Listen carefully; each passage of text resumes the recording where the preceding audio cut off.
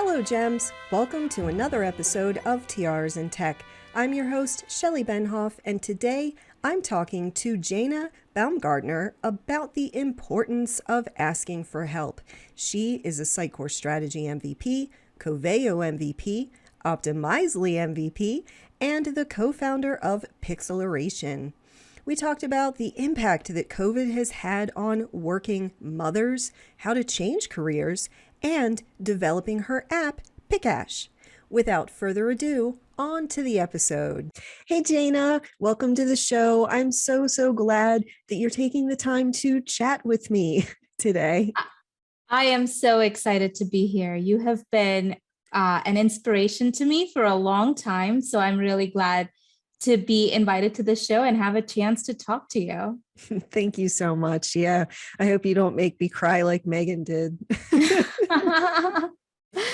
Yeah, I will try. You'll make you cry. Great. I mean, it's not hard. Anyway, let's just jump in and have you tell us how you started in tech and your overall story. Yeah, sure.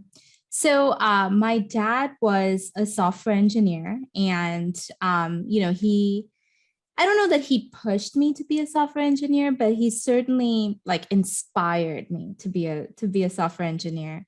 And I took my first programming class when I was 10 years old. It was a basic programming class.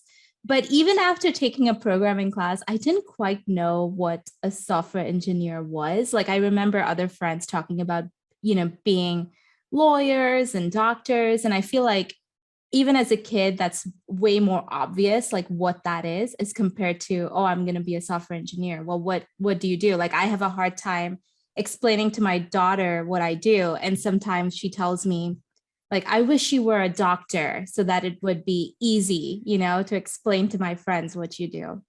But I stuck with it.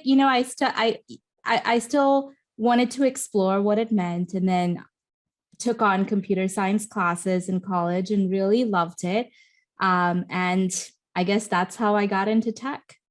That's amazing. First of all, I can't even count how many people I've had whose major influence was their father, including myself. I didn't have anybody in the family. Actually, my uncle, I learned while I was in college that he was a COBOL developer. Wow. Yeah. And I was learning COBOL. I really should have reached out to him more. Yeah. But then the other thing, I think a lot of people don't know what we do because there's little to, extremely wrong representation in the media of what we do. I have been watching Silicon Valley. Yeah, Silicon Valley. A whole lot because I'm running a startup here and I'm trying to find clients and doing all this. And so it's actually a pretty good reference for some things. But they're talking about code in this abstract way, and you can tell the code on their screen is nothing, it's not doing anything. Well, I can tell, you can probably tell, but yeah, it's shrouded in mystery. People my friends are always you're like Chandler from Friends. Nobody knows what you do. Yeah, my sister's, I went to my sister's bachelorette party this past weekend, and her friends asked me what I do. And it's so weird because every time someone asks me, I'm like, how do I make it understandable to them? Exactly what I do. Yeah. It is because, even saying building websites, it could go, it's all over the spectrum, what building websites mean. Yeah. For me, whenever I tell anybody that, they immediately assume that I'm a designer because I'm a girl. And so I couldn't know anything about server architecture or, back end. Yeah. Yeah.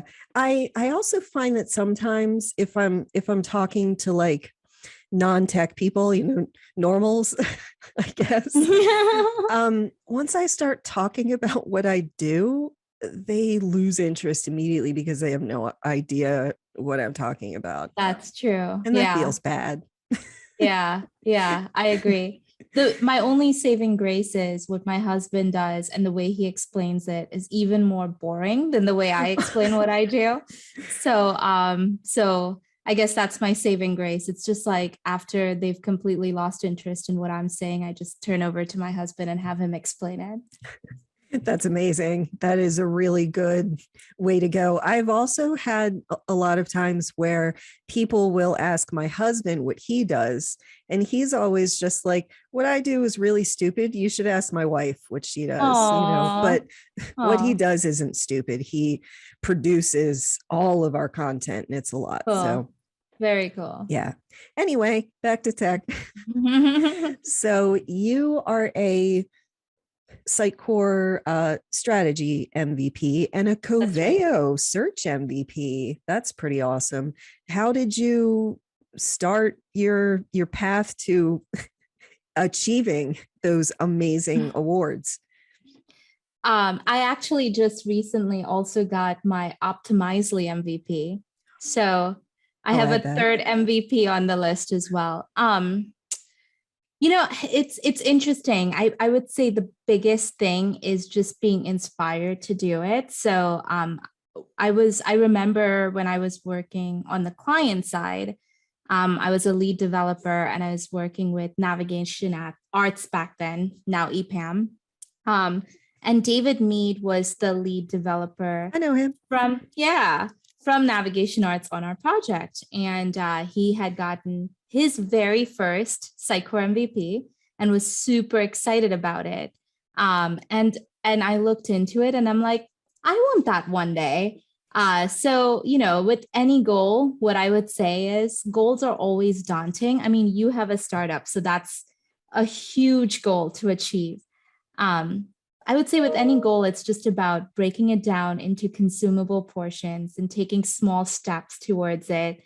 And then being excited about the process and the journey, not just the end, right? Like I love having conversations like this, or creating content, or writing a blog article about something I find. And that process is super, super exciting to me. I find joy in the process. So the end goal wasn't hard when there is so much joy in just doing it. I love that. Yeah. I think that MVPs in any category, technology, whatever, the main thing is to have a passion for that Yeah, technology. Yeah. exactly. Yep. I'm I'm looking at you, Docker, like I have the passion for that, like totally. Yeah. And plus their MVPs are called captains. So I would love to get like a captain's hat and have a little tiara drawn on the front. That'd be awesome. Oh, that would be really cool. It's my Yeah. dream. Yeah. But yeah, to achieve MVP status, like what should people know about starting that journey and trying to achieve this, what seems like an insurmountable goal, honestly? Um, it's funny because every year I apply to be an MVP, even though this is my fourth Sitecore Strategy MVP. Every year I apply for it. I always wonder, have I done enough? Like, um, that thought has never stopped going through my head. And there have definitely been years where I felt more confident than others. But but what I would say about like feeling that it's an unsurmountable goal and how I've gotten there, first of all, it's asking for help. That's, I would say, the number one thing. I have so many mentors, along the way in this space, especially on the Sitecore side. David Mead, Mike Thompson, Greg Baxter, Elan Bear, Jill Grzalski, just so many people that I've watched and seen, like, what have they done that I would like to do, that I would like to achieve? How are they getting there?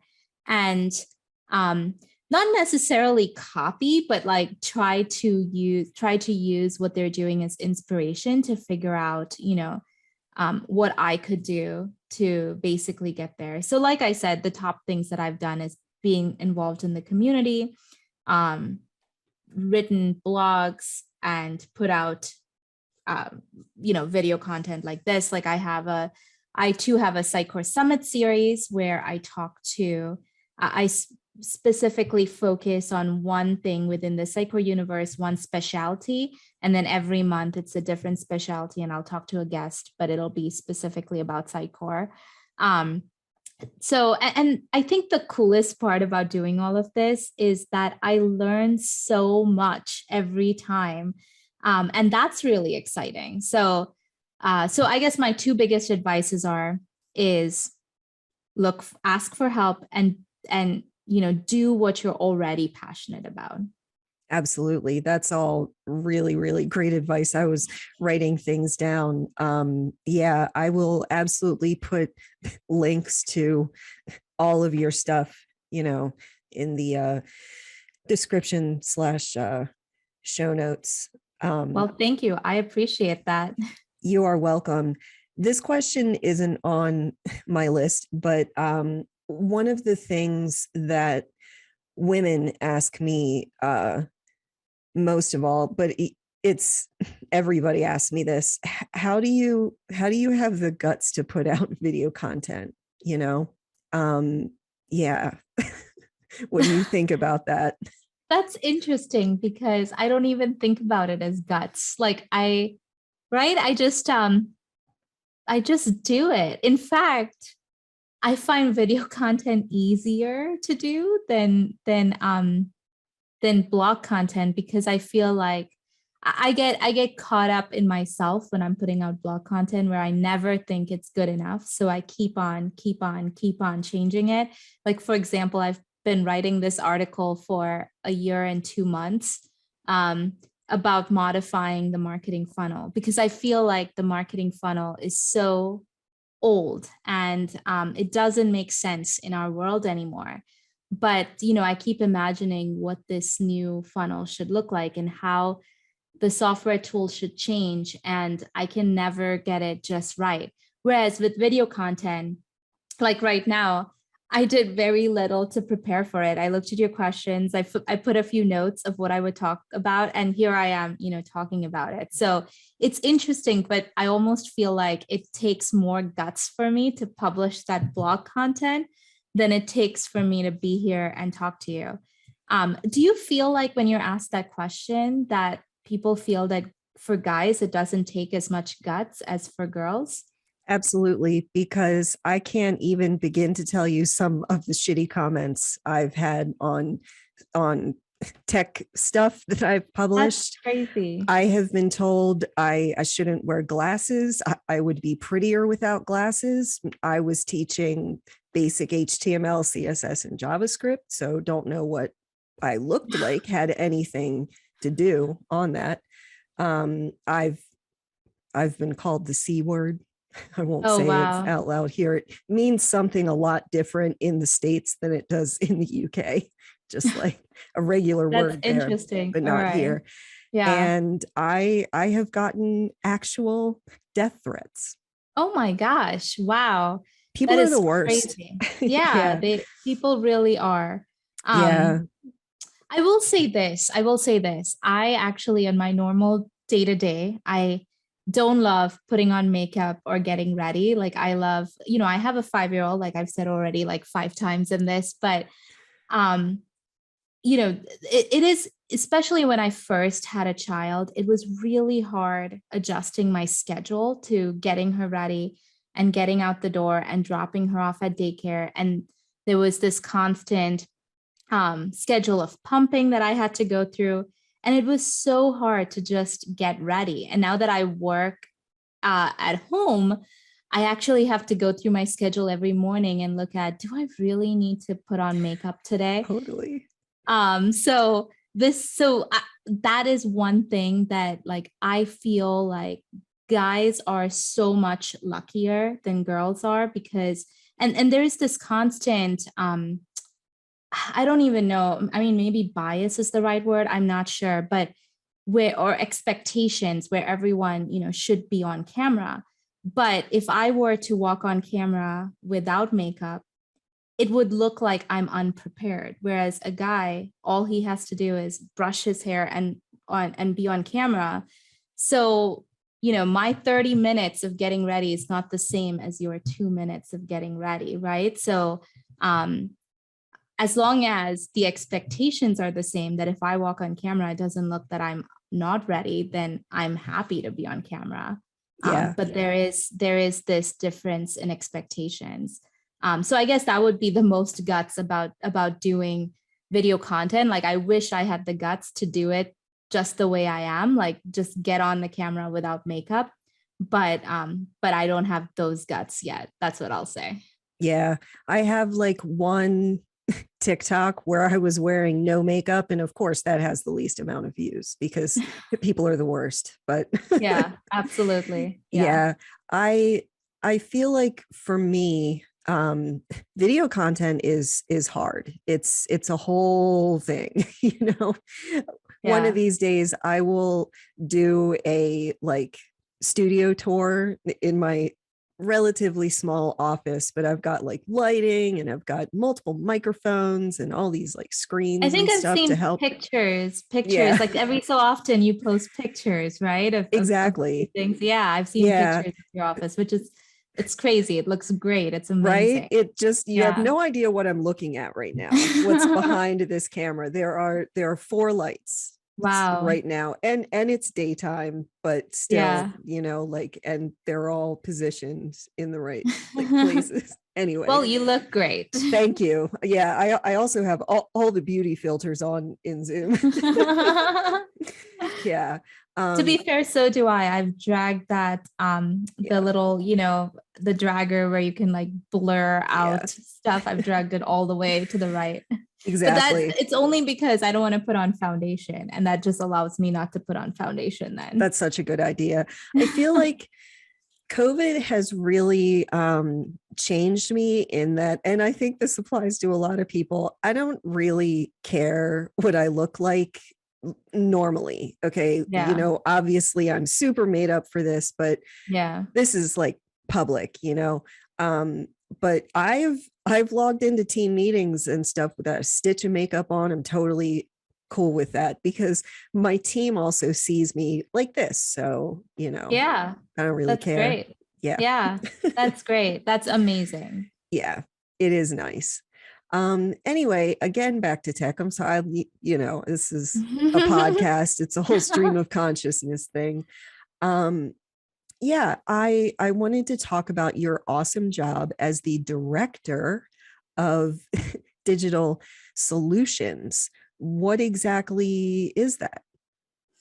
So that's a good question, but I will say that actually yesterday was my first day taking a step down from that job. So, so I was the director of digital solutions at RDA, um, and I did really enjoy it. But it is a very stressful job. So what I did do as the director of digital solutions is basically head up RDA's pre-sales and strategy practice. So when I started at RDA, there was no strategy practice. RDA was a group of very technical developers, and I started RDA strategy practice and created offerings around digital strategy, and created basically created a whole practice that didn't exist before. And then I also oversee all the pre-sales for what we call digital sales and marketing. So that includes Salesforce, Sitecore, Optimizely, Coveo, all those things. However, it has been an extremely stressful job. And I have this problem where I can't turn my work off. And, back to my 5-year-old daughter, it's not that I necessarily worked like 60 or 80-hour weeks, but when I wasn't working, my mind was still always there and always working. And I kind of want a job where I'm able to focus on other things in life other than my daughter, or other than my work. Yeah. Definitely my daughter. So yeah, yesterday was my first day with a step down. So now I'm a senior digital strategist at RDA. That's still awesome. That I I have also had times where I was in like leadership and I was still trying to do my old job, you know, at the same Yeah. time because Yes, I loved exactly. it and I wanted to learn leadership and maybe I wasn't ready yet. And yeah, I was just like, I'm going to keep coding for a while. Yeah. Yeah. Yeah, I think one of my issues too with taking on the director job was I never wanted to leave what I was doing. So you're right. I led the team and took on a lot of work, and both together was nearly impossible. Yeah, absolutely. Leading teams is hard. You know, Yes. it's a lot of work. You're almost a counselor, you know, Yeah, making sure absolutely. everybody's, you know, happy every day and taking Yeah. care of people who are having a hard time and just, Yeah. you know, Literally you're a mom at work and a mom at home. That's basically what it surmounted to. exactly. That is Yeah. why moms make great leaders, you know, Yeah. because they're all, it's like a natural instinct Yeah. to care for people. And those types of people are the best leaders. Yeah, absolutely. Yeah. I would agree with that. Yeah. Speaking about leadership as a female, what is the hardest part of that? The hardest part is, and this is, what I've been struggling with recently. It's just when I pick my career, I feel guilty. And when I pick my family, I feel lazy. And I don't know.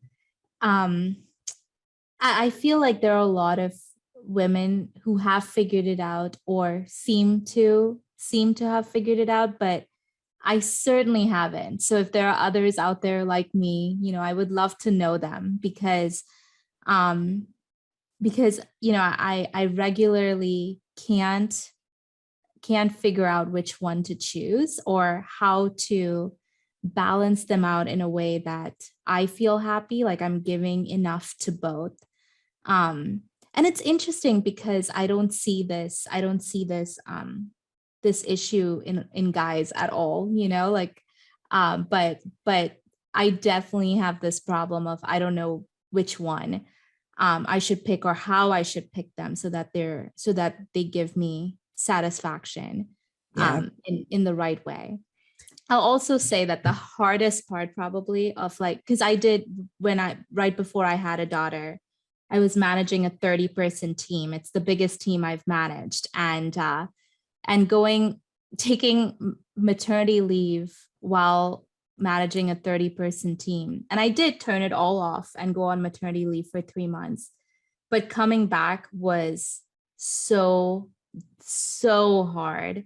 Being reintegrated into the team. And I'll say, like, I didn't feel like there was much leeway in terms of, okay, you're coming back from 3 months. Like, how do we get you reintegrated? There wasn't much of that. It was expected that I pick up where I left off. And there wasn't a moment of hesitation of, well, yeah, I have more responsibilities now. And I'm trying to figure out my life, So that if I look at my career and pick a point in my career that was the hardest for me, that would have been the point in my career that was the hardest, to the point that I did have depression at that time and, couldn't figure out what to do with my life.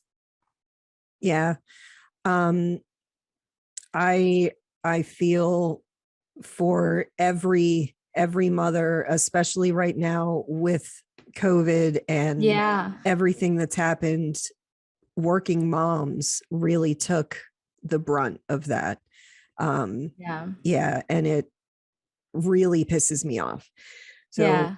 like, first of all, women shouldn't be expected to choose between career or family. That is a very Yeah. old way of thinking from like the 50s and 60s when women were just entering into the workforce.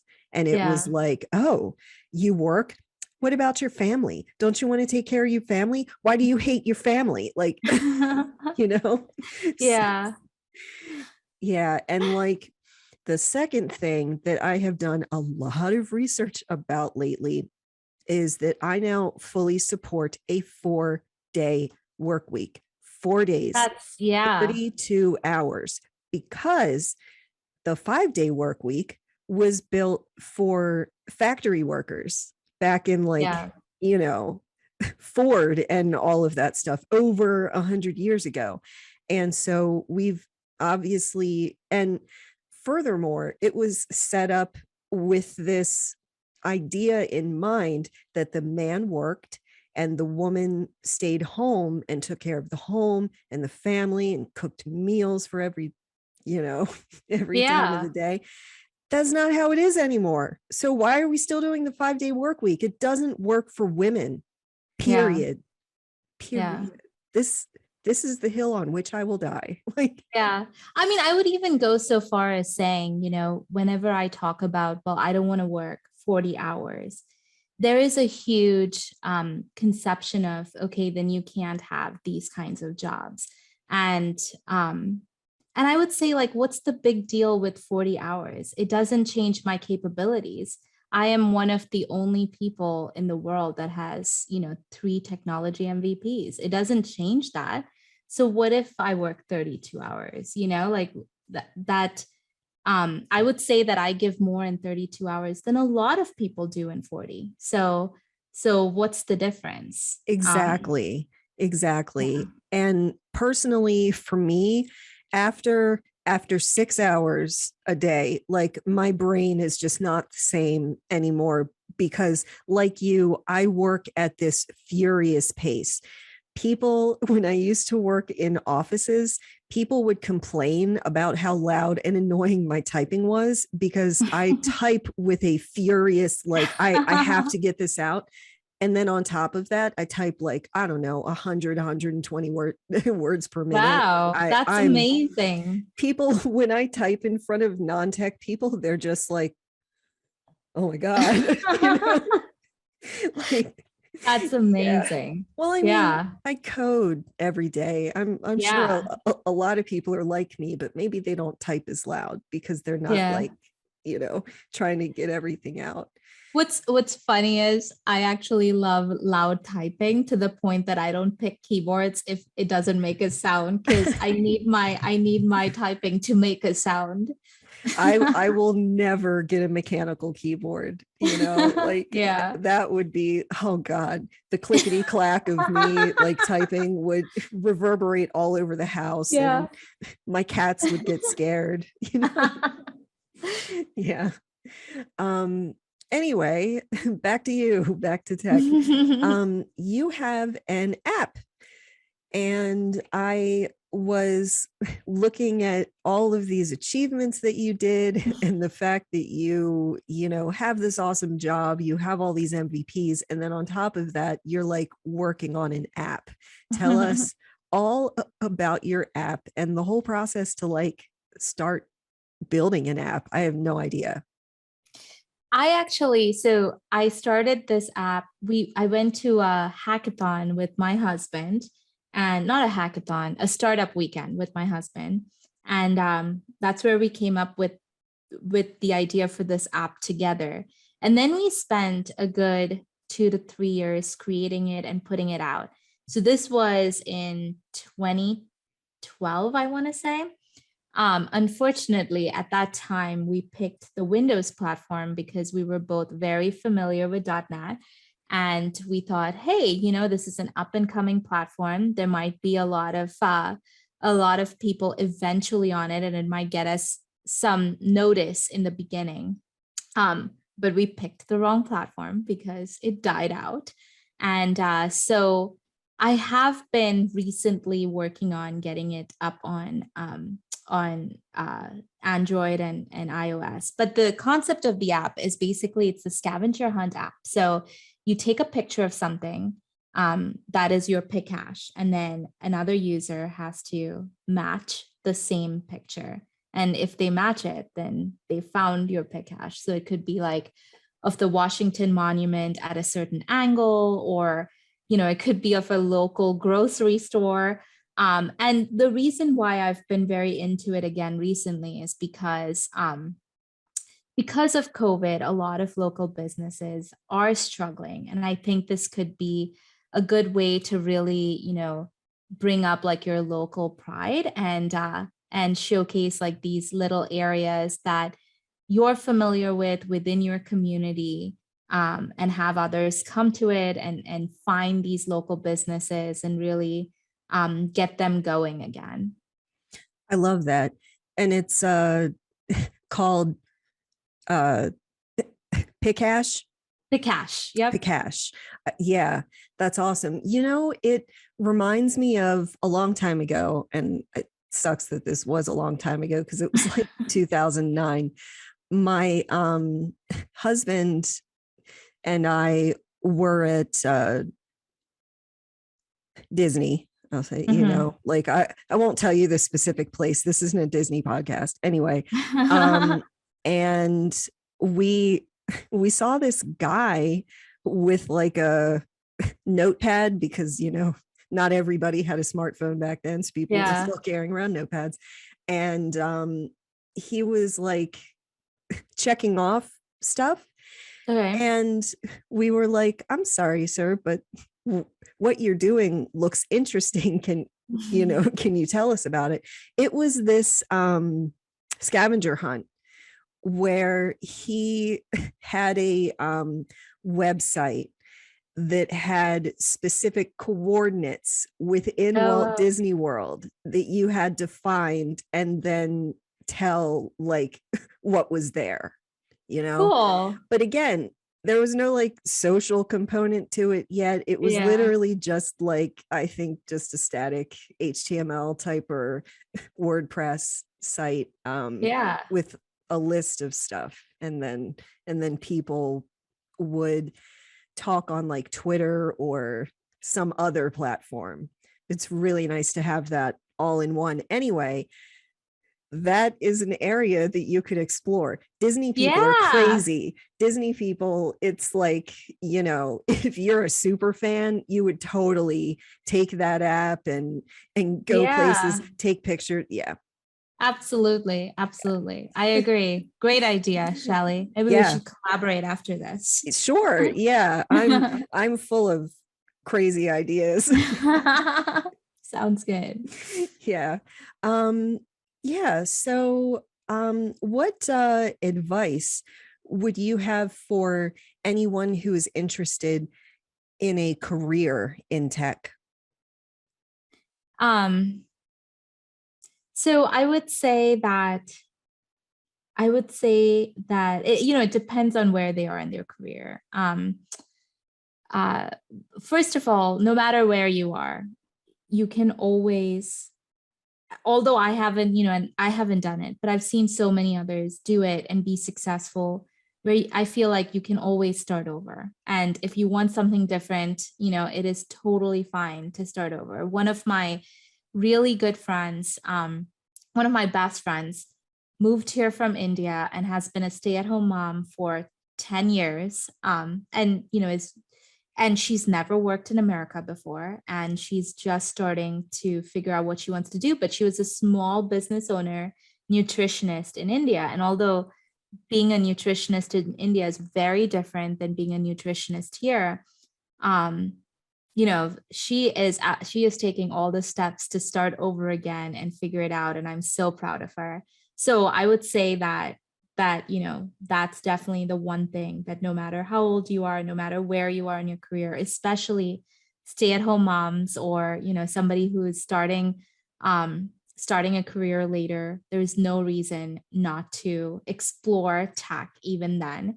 And another thing I would say is I started, by going to school and learning the theories and all of that stuff. But gosh, the people that I've worked with that I would say are the smartest people that I've met in my career are self-taught. Like they haven't gone to school, they haven't learned all the theories. They've just, and, even after I graduated, I would say after spending a whole bachelor's and master's learning computer science, I would still say that I knew almost nothing getting into the field. The most of the stuff that I've learned is from actually doing.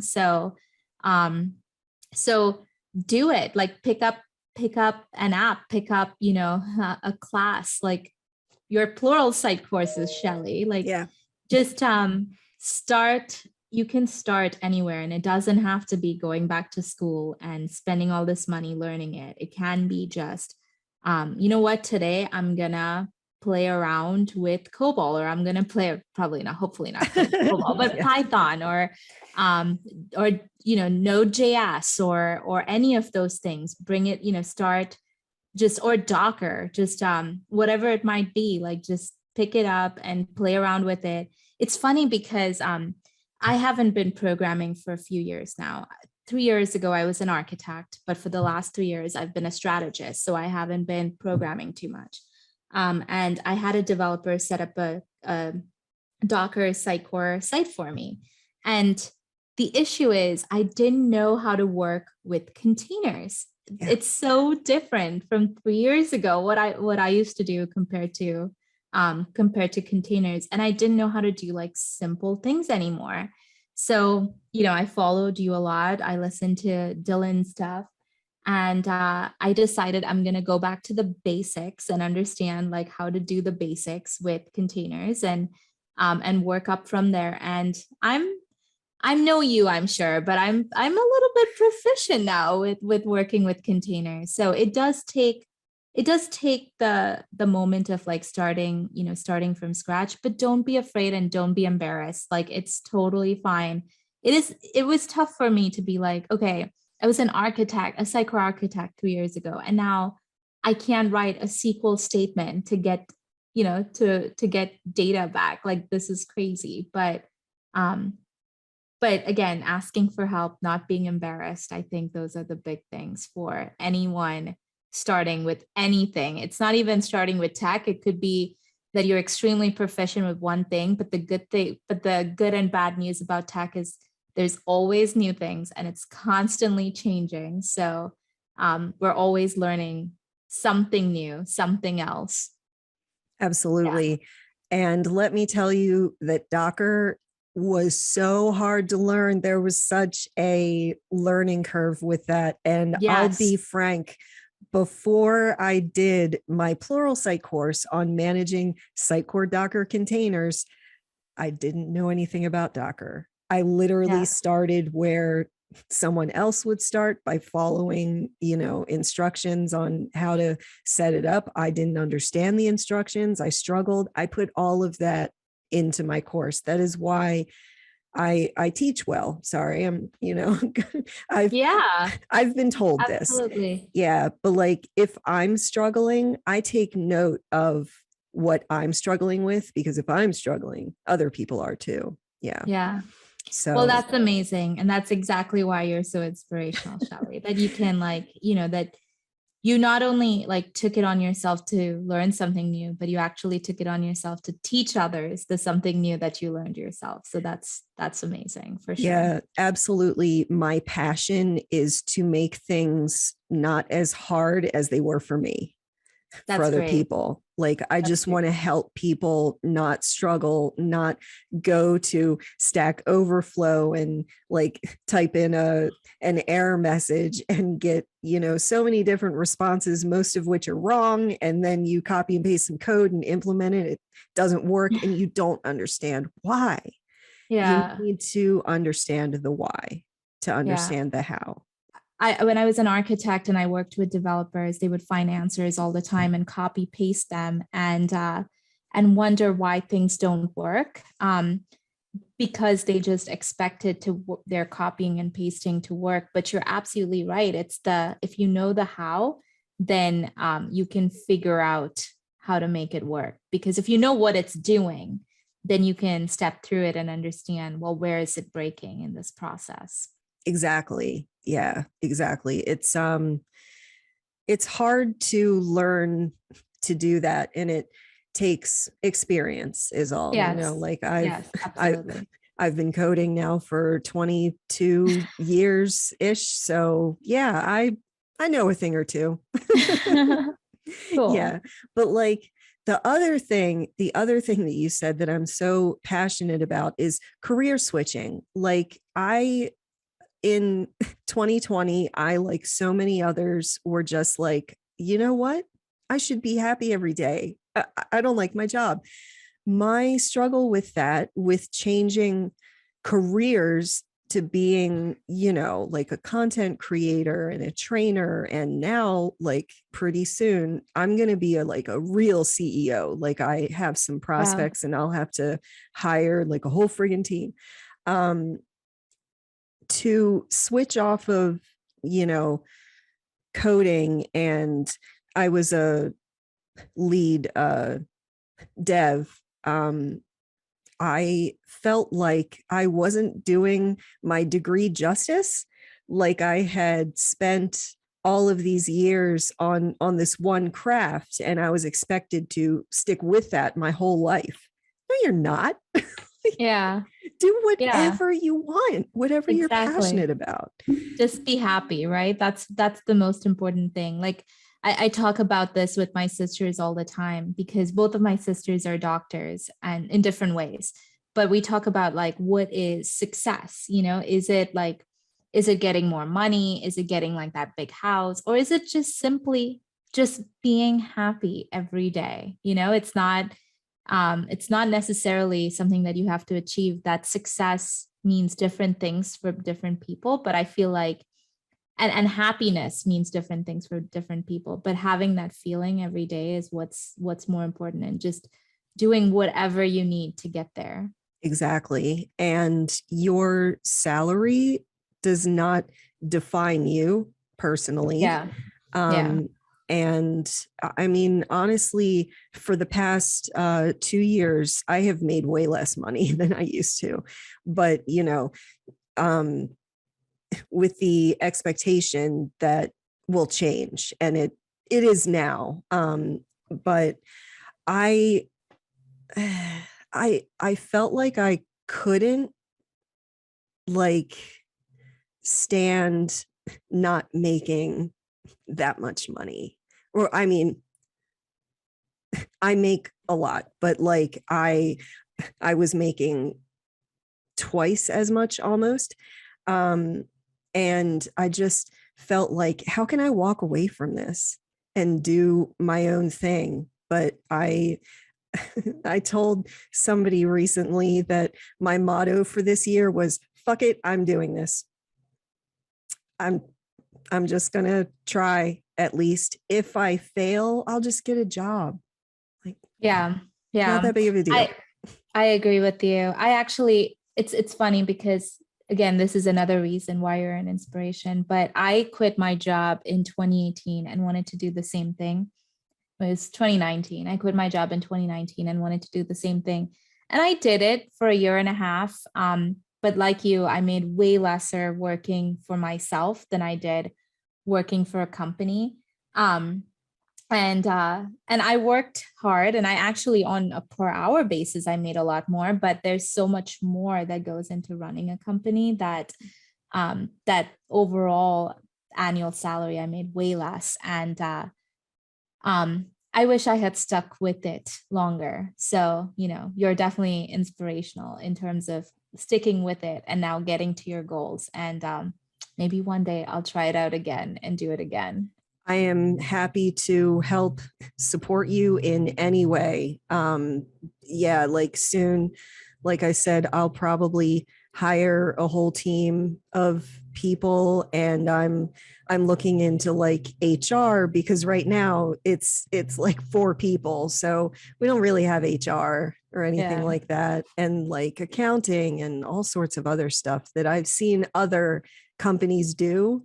But Yeah. again, let's go back to asking for help. I do Yeah. not do this alone. All of the Pluralsight content, all of my online content, my entire business, like I have support. I have people that produce amazing stuff, and I have mentors. I have like 6 solid mentors that I can go to at any That's time amazing. That's when I'm great. feeling like imposter syndrome. And they're just like, Shelley, you're fine. just, it's cool, you know? Yeah. That's amazing, Shelley. Yes, although I had partners, I didn't really have mentors. So I feel like I do need, maybe if I were to redo this, have more of those.